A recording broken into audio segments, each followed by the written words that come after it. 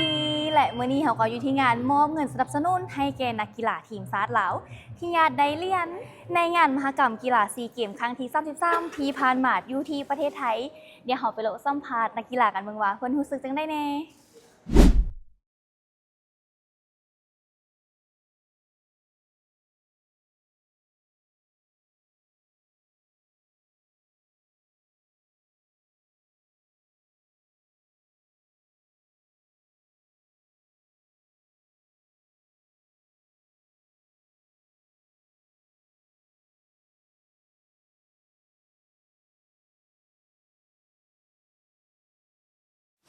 สบายดีโอ้ยสบายดี โดยก่อนอื่นแม่นให้เพิ่นแนะนำตัวให้เขาฟังแหน่โดยน้องชื่อโบวิลักษ์เทพกันเจ้าเป็นนักกีฬาไปตั้งเพิ่นว่าเพิ่นรู้สึกได้จังได๋ที่ว่าได้รับเหรียญคำในครั้งนี้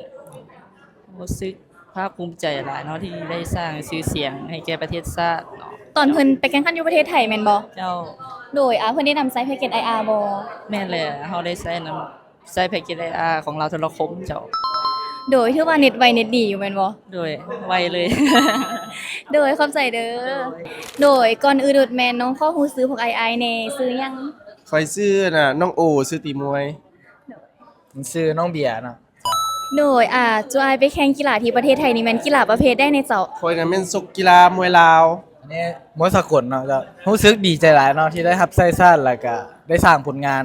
ให้กับประเทศลาวเนาะไอไปแข่งอยู่ไทยอ่ะได้นำไซส์แพ็กเกจ IR บ่แม่นใช้แพ็กเกจ IR ของลาวโทรคมเลย